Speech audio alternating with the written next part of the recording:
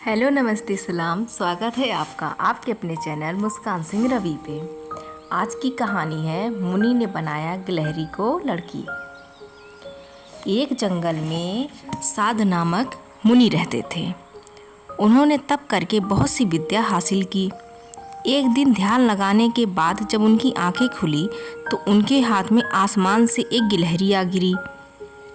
वह गिलहरी खून से लथपथ थी क्योंकि वो चील के पंजों से छूटकर मुनि के हाथ में आ गिरी थी। गिलहरी मौत के डर से कांप रही थी। मुनि को उसके ऊपर दया आ गई। उन्होंने सोचा क्यों ना इसे अपनी विद्या से अपनी बेटी बना लूं। मेरी पत्नी कब से संतान प्राप्ति की चाह रख रही है, लेकिन उसके भाग में संतान है ही नहीं।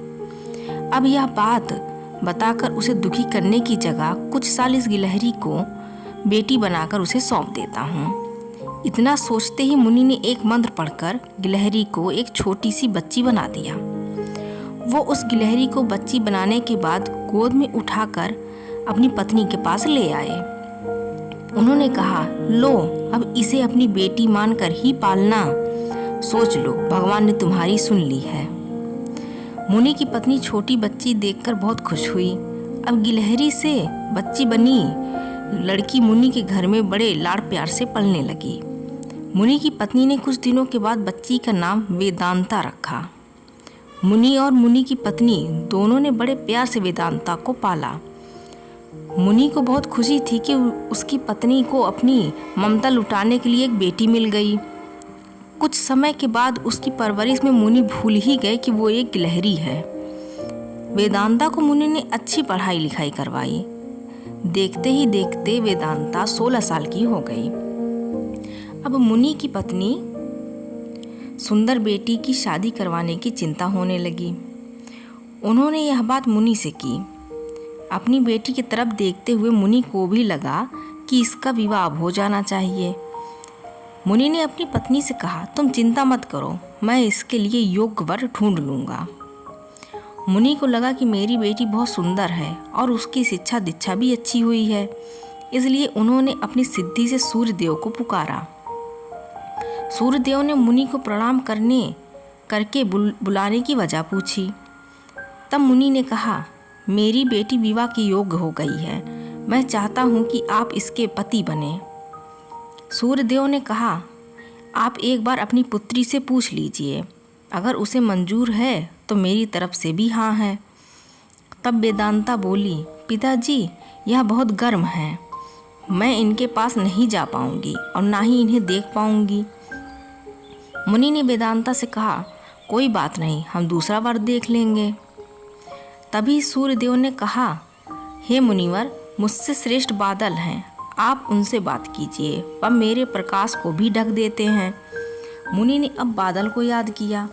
बादल गरजते हुए मुनि के पास पहुँचे और उन्हें नमस्कार किया।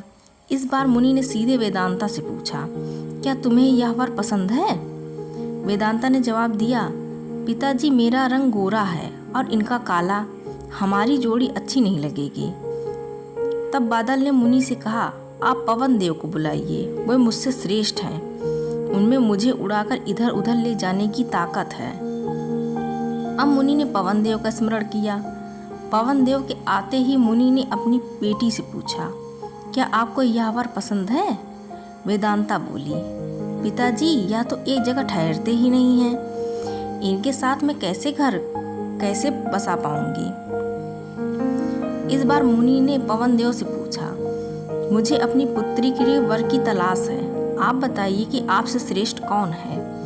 पवन देव ने जवाब दिया, मुनिवर आप पर्वत को बुला लें, वह मेरा रास्ता रोक देते हैं, वह मुझसे श्रेष्ठ हैं। तुरंत मुनि ने पर्वत को पुकारा। पर्वत को देखते ही वेदांता बोली, यह तो पत्थर हैं, इनका दिल भी पत्थर का ही होगा, इनसे विवाह कैसे हो पाएगा पिताजी? मुनि ने हाथ जोड़कर पर्वत देव से पूछा, आपसे श्रेष्ठ कौन है? पर्वतराज ने जवाब दिया, हे मुनि, चूहा मुझ में छेद कर देता है, इस आधार से वह मुझसे श्रेष्ठ है। इतना कहते ही पर्वत देव के कान से चूहा नीचे कूदा। वेदांता ने जैसे ही चूहे को देखा, वह खुशी के मारे उछल पड़ी। उसने कहा, पिताजी, यही मेरा वर बनना चाहिए, मुझे यह पसंद है, इनकी पूंछ कान सब कुछ कितना प्यारा है। मुनि ने सोचा, अहो, मैंने एक गिलहरी को मंत्र विद्या से इंसान तो बना दिया, लेकिन इसका दिल अभी भी गिलहरी वाला ही है। मुनि ने तुरंत वेदांता को गिलहरी बनाया और उसका विवाह चूहे से करा दिया। विवाह के बाद दोनों खुशी खुशी रहने लगे। इस कहानी से सीख मिलती है, इंसान चाहे बाहर से कितना भी बदल जाए, लेकिन उसका दिल वैसा ही रहता है। सुनने के लिए धन्यवाद।